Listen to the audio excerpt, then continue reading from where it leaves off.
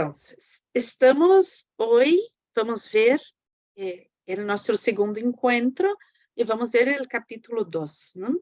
El capítulo 2 es muy interesante, me gusta, ¿no? Soy sospecha para hablar de los capítulos, pero me gusta mucho porque me gusta mucho parte de la historia humana, ¿no? Entonces, vamos a hablar del Paleolítico hasta la descoberta de la agricultura, todo o que significou este período na humanidade. Sempre é interessante porque se pode pensar, pero ¿por qué para trabalhar gênero temos que volver tanto na história da humanidade? Não se pode falar da nossa contemporaneidade e ver e basta, não? Para que volver tanto, não? Eu creio que a primeira resposta desta questão é que nuestra origen, ¿no? El periodo más longo que tenemos de la historia humana es el Paleolítico, ¿no? Y en el Paleolítico es nosotros, nuestro cuerpo, nuestra fisiología aún es paleolítica, nuestras necesidades aún son paleolíticas, ¿no? Entonces, obviamente, si volvemos a vivir como las personas del Paleolítico vivían, certamente no sobreviveríamos, porque nos dejamos no somos más adaptados a las condiciones, ¿no? Del Paleolítico, pero muchas de las cosas que determinan nuestros comportamientos aún son de esta época, ¿no? Porque se pensarmos assim no tempo que temos a agricultura, trabalhamos os metais, e hacemos tantos instrumentos e tudo isto, é muito recente tudo isso, não? Então, temos aí 10.000 anos de uma história, né? Que chamamos de história, e temos centenas de milhares de anos antes, não? Que é a caminhada da humanidade neste planeta, saindo de África, não? Del sapiens saindo de África e chegando a todas as partes do planeta, pouco a pouco, geração após geração, e nossa espécie como uma espécie profundamente impactante para o ambiente também, não? Então, o que sabemos assim do Paleolítico, não? É esta época que, saindo de África, não? Iniciamos uma caminhada por el planeta principalmente porque éramos nómades, ¿no? Entonces, el nomadismo es la primera forma de vivir del ser humano. En este período, passamos muito tempo vivendo em um período de glaciação, em um período, principalmente no norte do planeta, não? As populações que se foram aí para o norte, um período de glaciação. Era um período onde as terras que eram mais calientitas eram poucas, não?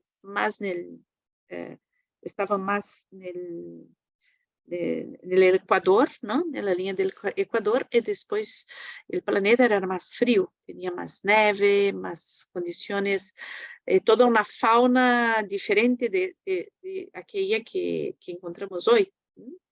Entonces, somos contemporáneos, por ejemplo, del mamut, ¿no? Entonces, vamos ver ahí que era uno de los animales que la humanidad vivía de la carne de los mamutes, ¿no? Pero no es así. Tenemos una fantasía de que cuando miramos el Paleolítico pensamos así, bien, era el gran cazador, ¿no? El Paleolítico é a época do caçador, e depois tinha as mulheres, os niños, pero el grande caçador que era lleno de coragem e ia aí matar os mamutes, ¿no? Bien, esto é uma grande fantasia hollywoodiana, ¿no? Porque em realidade é uma época de espanto, ¿no? É uma época de que as comunidades humanas eram muito pequenas, ¿no? E que a ação de los grupos era muito importante, Então, a vida em comunidade era muito importante e que se vivia, não, de la grande caça. A grande caça era uma coisa extraordinária que ocorria algumas vezes, poucas vezes, não? Então, alguns pesquisadores calculam que, por exemplo, ah, os mamutes, a tribo caçava um por ano, não? Porque isto envolvia toda a comunidade, era super perigoso fazer isto, e se envolvia toda a comunidade, não eram os homens que caçavam, não? Pero conforme eu comentei com vocês no último encontro, se se supõe, por que que se supõe? Porque não havia escrita naquela época, não?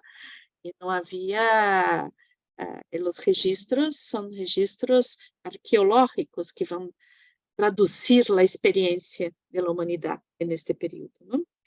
Depois temos assim as possibilidades de fazer estudos comparados, ou seja, a forma de viver do paleolítico não é uma forma que desapareceu completamente, não? Então, grande parte da humanidade se fixou na Terra, não?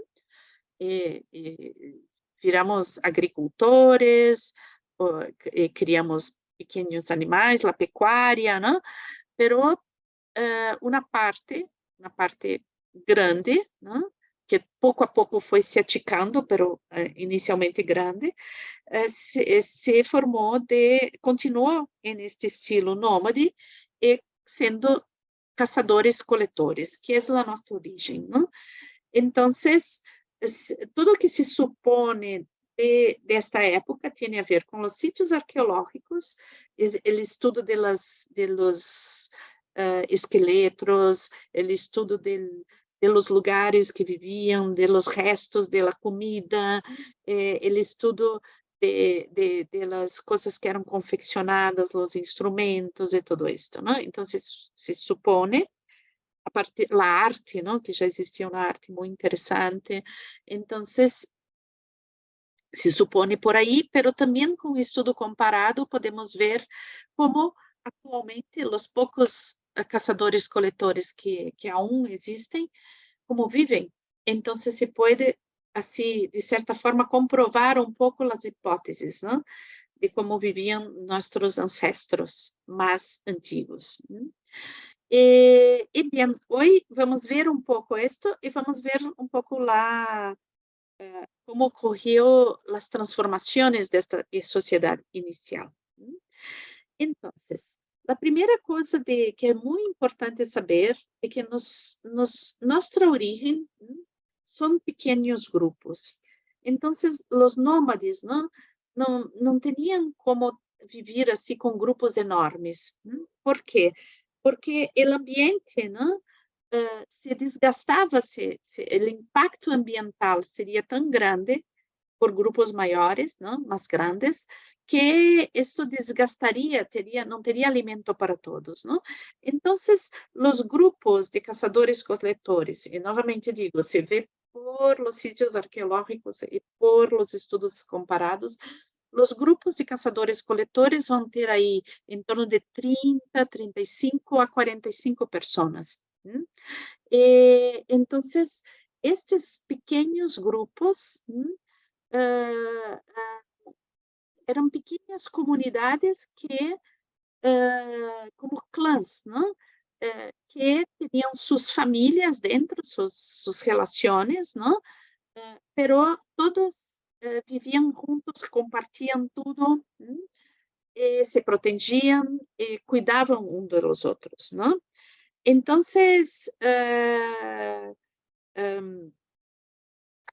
uma constatação que eu hice sobre isto, não? Que eu creio que é uma coisa que a maior parte de los participantes acá são facilitadores de biodança ou são participantes de biodança, que eu creio que é interessante pensar, não? Esto del tamanho de los grupos é uma coisa que já está muito comprovada que era assim, não? Mais ou menos esse tamanho.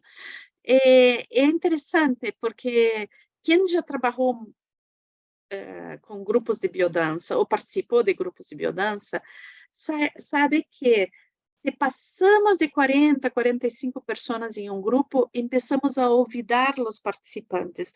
Já não sabemos exatamente quem não veio, quem veio, não sabemos mais. Há uma tendência a formar pequenos grupos dentro do grande grupo. E quando os grupos são mais chicos, como em torno de 30 pessoas, 20 e pouco, 30 pessoas, isto é mais raro acontecer. Então, a sensação que eu tenho é mesmo que somos biologicamente formados para reconhecer grupos hasta este tamanho. Como se começa a ser mais pessoas, começa uma multidão. Então, já não somos capazes de estabelecer estes vínculos de tanta profundidade neste grupo e acabamos formando pequenos grupos dentro do grande grupo.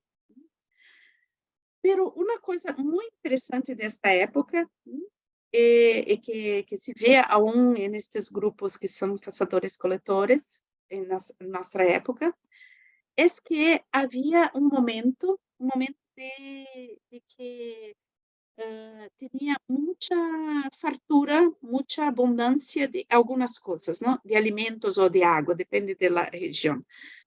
No caso, por exemplo, do norte de Espanha, no caso Cantábria, não? Vamos ver que havia uma quantidade muito grande de molúsculos, não? Estes molúsculos que quizás são os ancestros do escargot, não? Então, havia muitos desses molúsculos em uma determinada época do ano. Então, uma quantidade muito grande. E nesta época, justo, então, os grupos se juntavam e se juntavam temporariamente. Então, como que os clãs, 4 ou 5 clãs se juntavam e estavam aí como 15 dias, 10 dias, 15 dias. E essa era uma ocasião muito importante, porque, por exemplo, se existia um conflito dentro do grupo, uma pessoa poderia cambiar de grupo e ir para o outro grupo.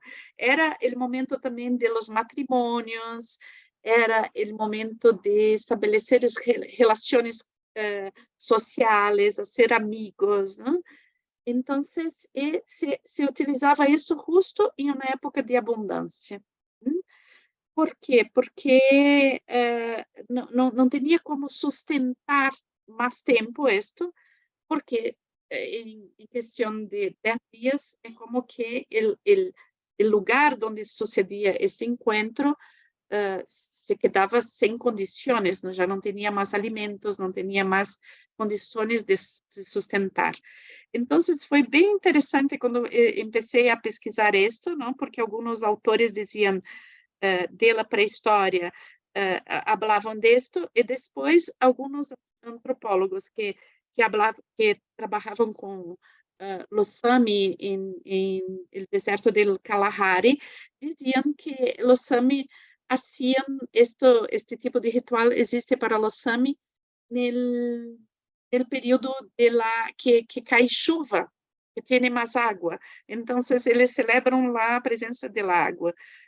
É muito interessante, me recordou um pouco os nossos congressos, não? Eu creio que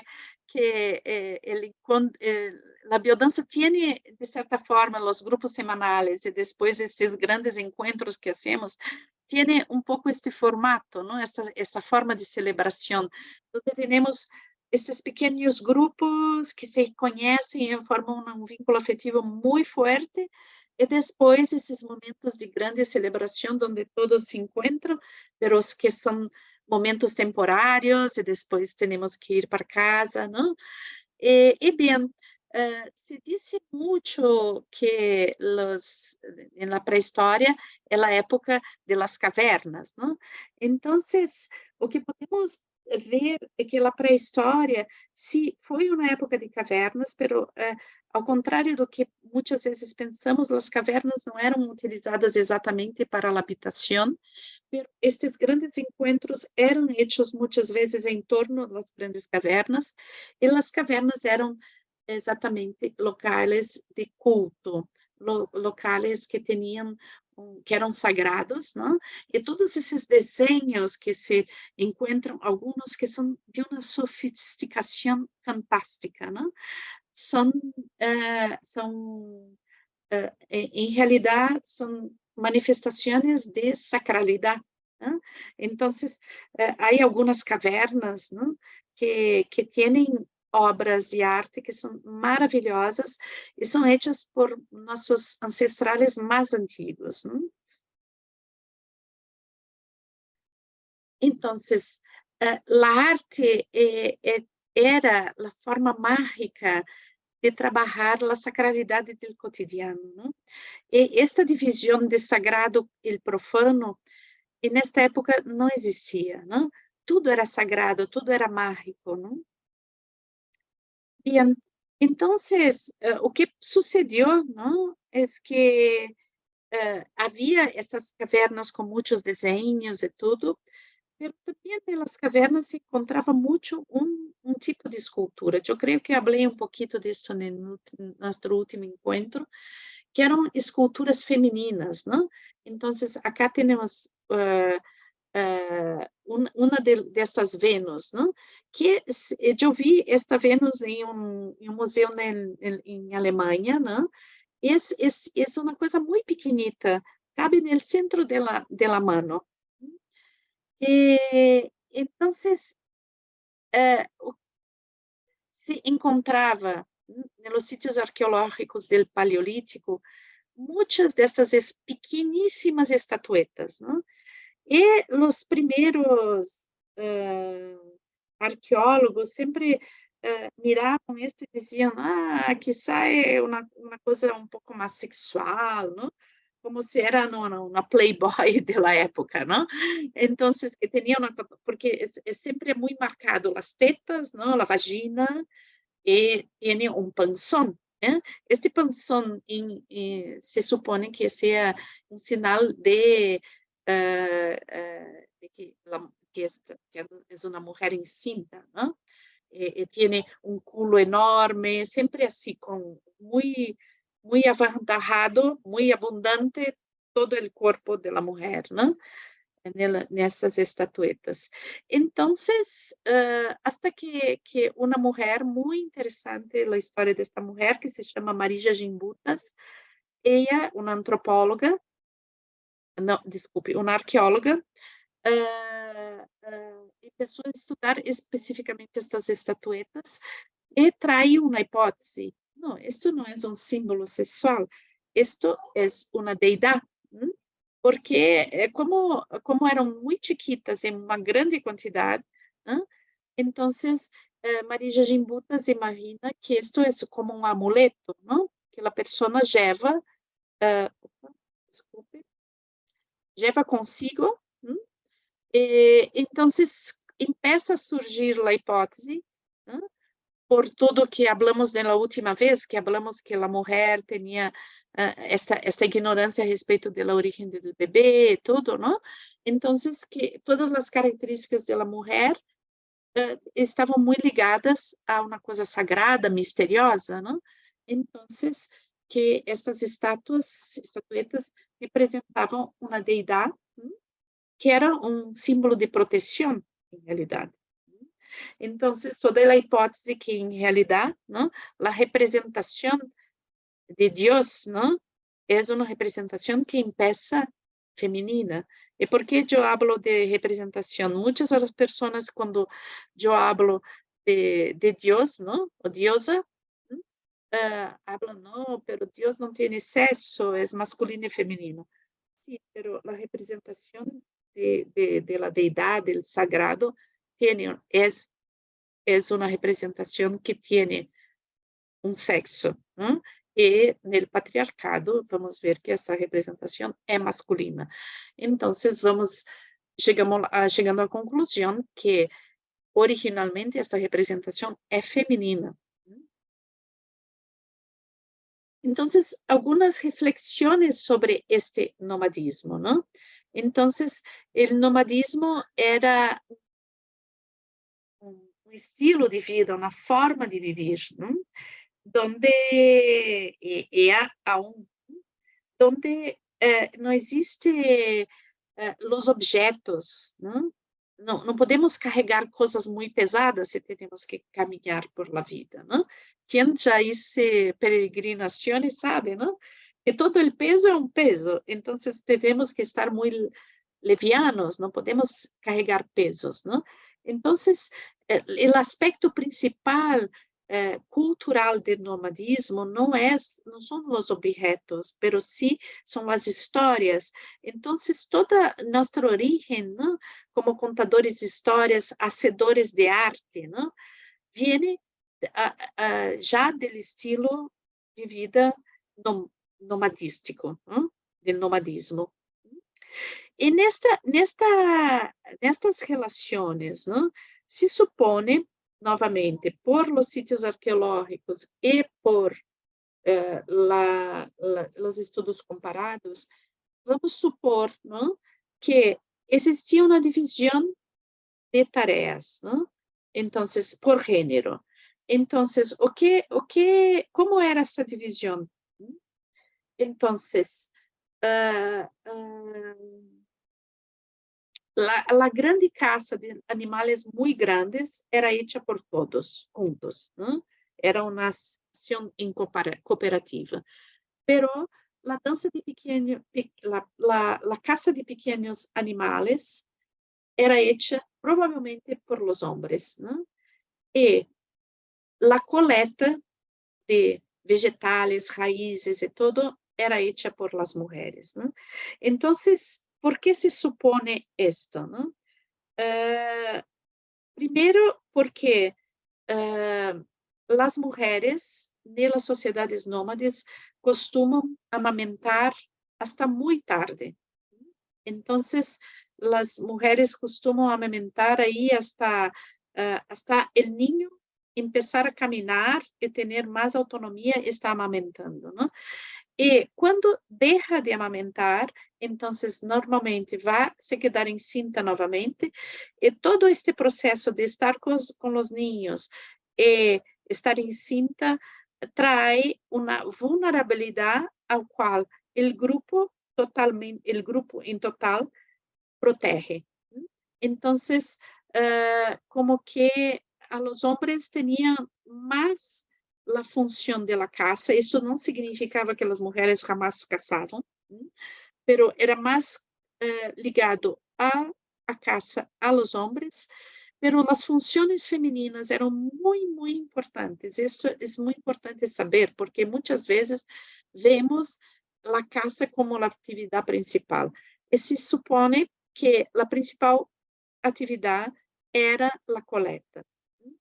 E isto é muito interessante porque as mulheres, observando os vegetales, sabiam de los ciclos e faziam comparações com os próprios ciclos, né? E é interessante porque a comparação com estes próprios ciclos também havia uma comparação com a luna. Então, a mulher tinha um relógio biológico que la permitía hacer comparaciones, ¿no? Comparaciones y observar este mundo vegetal, este mundo de la naturaleza y de la función de estos vegetales de una forma más direccionada. Entonces, se supone que algunas cosas que damos como certa que foi a humanidade que criou, está muito relacionado com as descobertas femininas. Então, provavelmente todo o início da medicina, as curas e tudo, foi hecha por las mulheres, né? Obviamente, também todo o processo de conservação de los alimentos, possivelmente descoberto e hecho por mulheres. y también todos los alucinógenos hechos para las ceremonias, ¿no? Porque las ceremonias del contacto con el sagrado tenían mucho a ver con los alucinógenos, ¿no? Entonces, todas estas actividades eram muito importantes para as tribos. Então, o valor do feminino, além de ser ligado à sacralidade, à deusa e todo este mistério relacionado ao feminino, o fato de o corpo feminino e a situação feminina trazer uma situação de vulnerabilidade quanto, por exemplo, a um ataque exterior, a uma necessidade de proteção, isto não fazia com que a mulher tenha menos valor, não. Tinha uma sabedoria,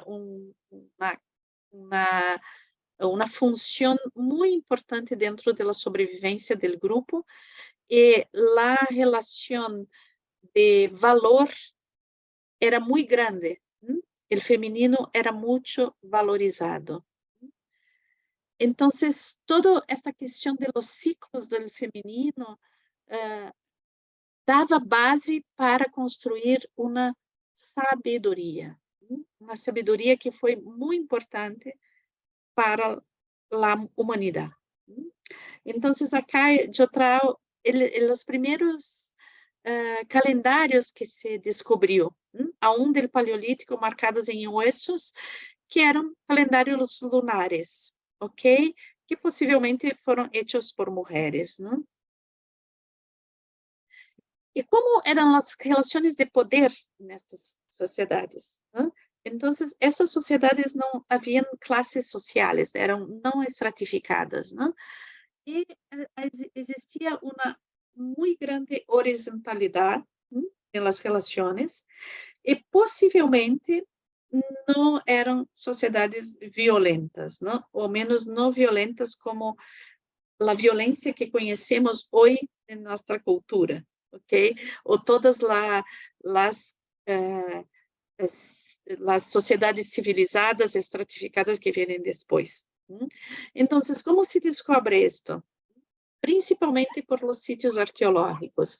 Então, os sitios arqueológicos do Paleolítico são sítios que não vão ter uma grande quantidade de situações de marcas de violência. Por exemplo, sítios arqueológicos posteriores, não, vão ter muitas mortes por guerra, não? São braços quebrados, crânios esfacelados, são sinais de violência. E a presença de armas também muito forte, não? E acá, nos sítios do Paleolítico, vamos ter menos presença de morte violenta, morte por guerra, e vamos ter mais por doenças, por ataque de animais, ou por outros acidentes, outras circunstâncias que não são relacionadas à violência. Então, estas relações de poder dentro de uma sociedade que é mais horizontal, tem mais horizontalidade entre todos os participantes, não?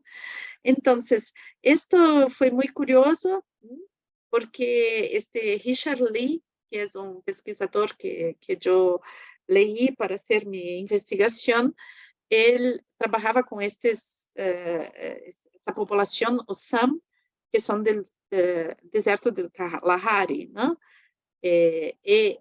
Então, ele perguntou a homem, não, que como eram as relações, se eles tinham um chefe da tribo, e ele disse, sim, claro que temos chefes, todos acá são chefes, são seu próprio chefe. Então, isto é pouco esta relação que é muito horizontal, onde as decisões são grupais e todos têm voz e valor em estas decisões. Bem, então podemos pensar, não, que acá há mapa, não, pouco uma suposição de como era o clima do planeta en esta época donde había el Paleolítico, ¿no? Entonces la camada de hielo era más frío y la camada de hielo permanente era grande, ¿no? Entonces, cuando va terminando esta última glaciación, vamos indo para esto, ¿no? Que es más o menos como es actualmente. ¿Mm? Entonces, o que sucede acá, ¿no? Com esta mudança de clima, não? Este cambio de clima, que é uma coisa que vai provocar um cambio de la forma de vivir. Entonces, nosotros, humanidade, empezamos assim como caçadores-coletores e a coleta como algo muito importante. Então, uma gramínea que é uma ancestral de los cereales, ¿no? Las gramíneas ancestrales de los cereales empiezan con el clima más caliente, empiezan a se proliferar, a ser muchas. Y estas sementes, ¿no?, de esas gramíneas eran comestibles y muy agradables, ¿no? Tenían que ser trabajadas, pero eran muy agradables. Entonces, se coleta mucho, pero había tanto, tanto, tanto que valía ser depositadas, que se deixasse para comer quando não haviam as gramíneas, não? Então, começa um fenômeno de estar na terra, de fixação na terra, não? Então, começa a se criar reservas de alimento. Estas reservas são super importantes, não? Então, começam os primeiros silos.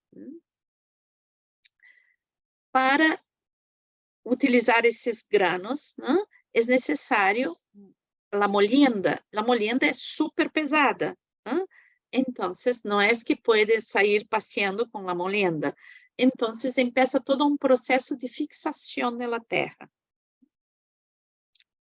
E começa toda a possibilidade, se começa a criar uma situação onde existe o que chamamos de la revolução neolítica, ¿no? Entonces, mientras que no Paleolítico el trabajo manual tenía mucho a ver con la produção sobre la pedra, ¿no?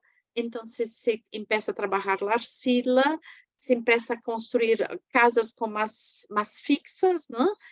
E empieza a haver uma maior atenção nas coisas fixas, não? Então, nessa época, também, por exemplo, dentro do Paleolítico, o perro foi domesticado no Paleolítico, mas depois começa toda a domesticação de outros animais. E esta domesticação de outros animais, que passam a ser criados aí na comunidade, también hace la observación del origen de la participación del hombre en la reproducción. Y justamente en este periodo es que empieza a se observar que alrededor de los silos nacen muchas de esas gramíneas, ¿no? Novamente. Entonces, o que ocorre é que surge la idea, ¿no?, de que as semillas vão generar outras plantas e que se podia hacer isto manualmente. E surge a agricultura, que por algum motivo antes ou não observamos que as semillas poderiam ser plantadas, ou não observamos que se generava vida das semillas, ou jamais se pensou que poderia plantar algo. Não sabemos exatamente como foi esse processo, mas sim, aqui havia todas as condições para nascer a agricultura, porque as sociedades já estavam fixas, então, de cavar buraco na terra e colocar as sementes e permitir que nasçam essas sementes, não? Era uma coisa possível agora, e então se empieza toda uma tecnologia que tiene a ver con esto. Entonces, empieza todo un proceso muy fuerte de fixación en la tierra, e toda uma tecnologia que vai se desenvolvendo cada vez mais, desarrollando cada vez mais, e, e que vai criando pequenas comunidades, pero são pequenas comunidades, pero muito mais grandes, maiores que aquelas que existiam no Paleolítico, né? Então, isto permite criar as pequenas vilas, primeiras vilas e depois as primeiras cidades.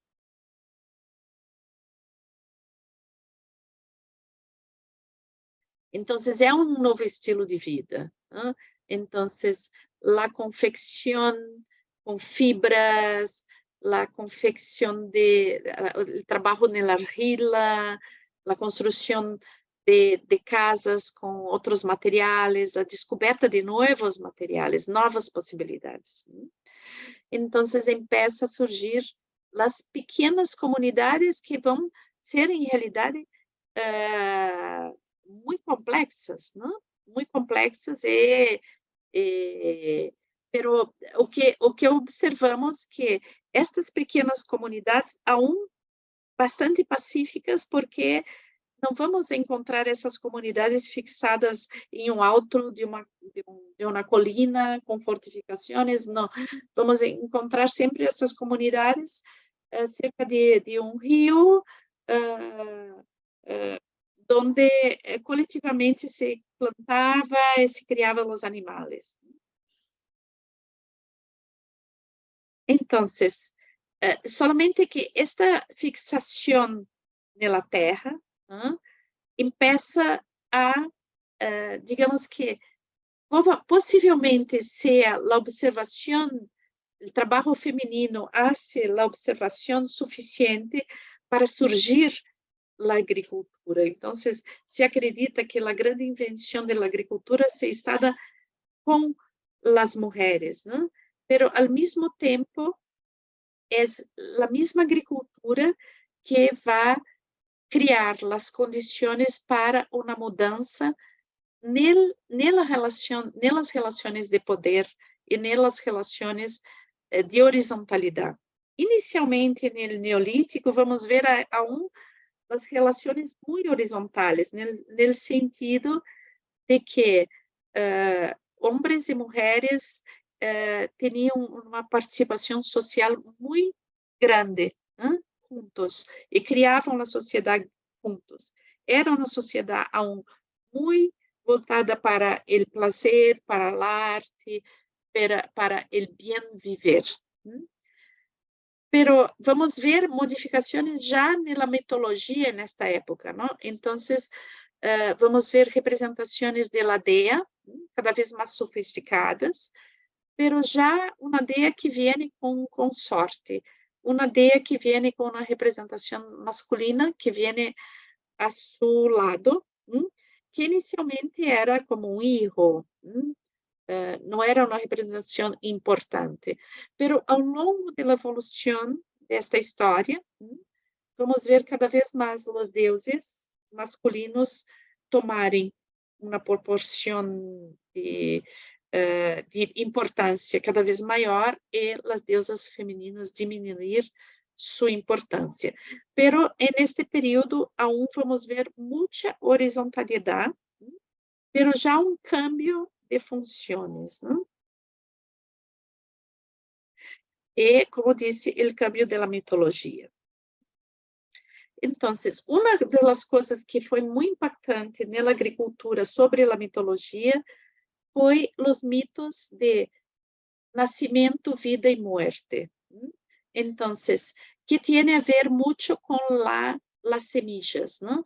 Então, é como que os mitos que têm a ver com a agricultura têm a ver com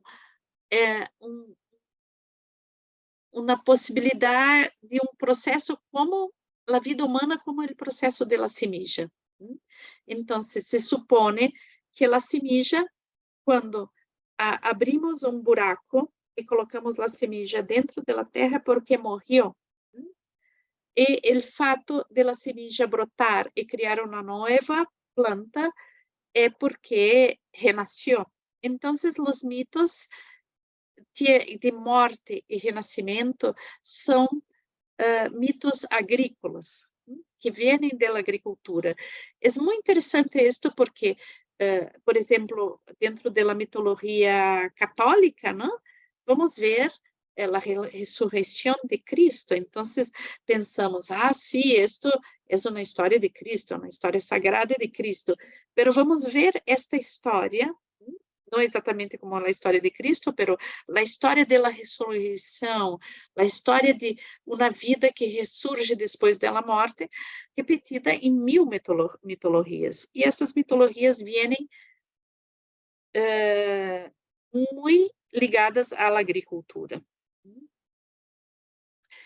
Bien,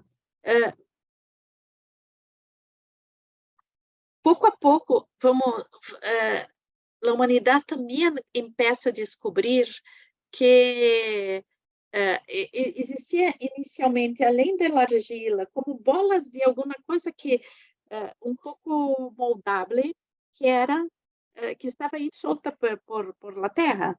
Né? Era como um elemento que não podia ser moldado como a arcila, mas se lo aquecesse, colocasse em um molde, se poderia construir coisas, que eram os metais. Então, surge toda uma era de los metais e que foi muito importante, porque destes metais poderia se fazer muitas ferramentas que substituíram la, la piedra, el sílex, e que tenían muchas propiedades, desde de hacer cosas manuales, que tienen a ver con cocinar, hasta los instrumentos agrícolas, e também as armas de guerra.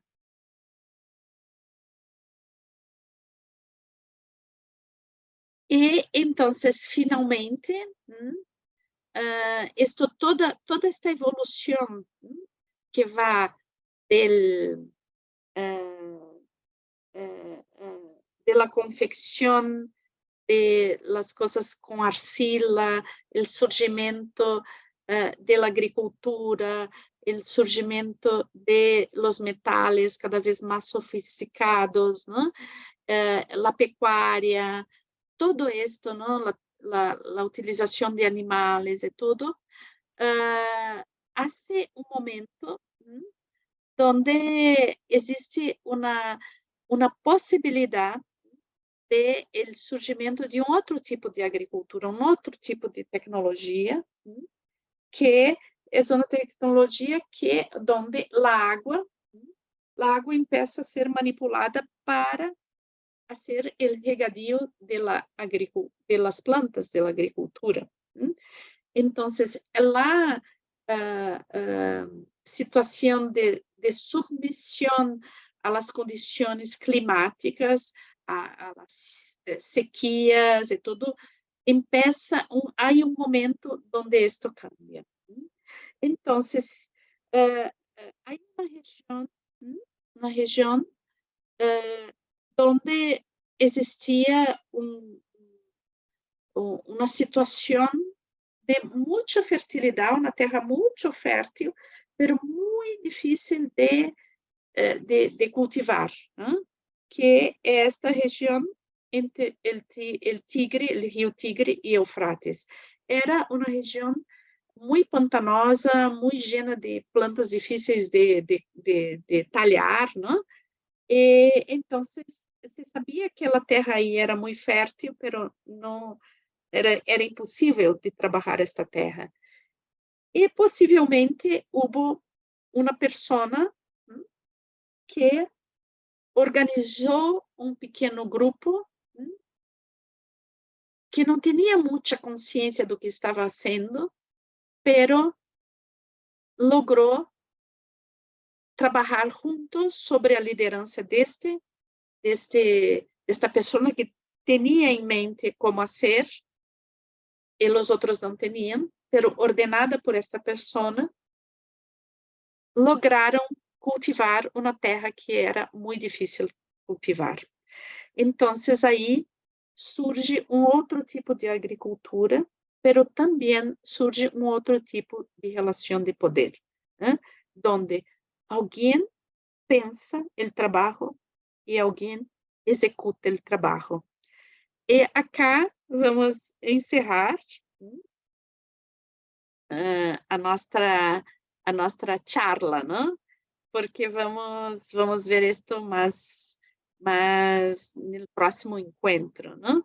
Então, o surgimento de um líder que é divinizado, um líder que que se confunde com um Deus, ok? Pero esto vamos ver mais profundamente no próximo encontro.